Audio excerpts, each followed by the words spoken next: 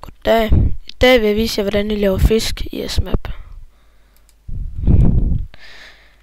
Først, så skal der lige være noget vand til dem.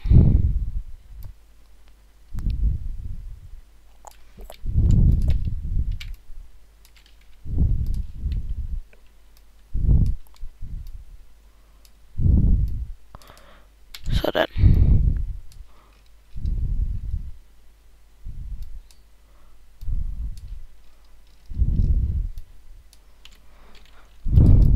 Sådan. Så tager du noget vand.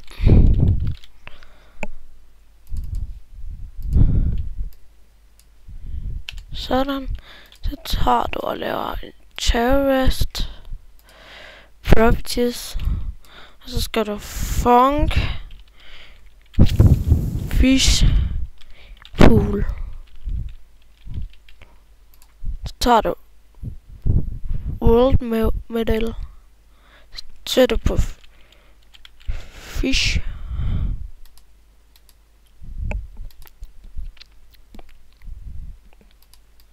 Så tager du den du gerne vil have. Jeg vil gerne have den der. Så trykker du apply. Trækker op i den højde du gerne vil have. Og det hele. Sådan der. Sådan.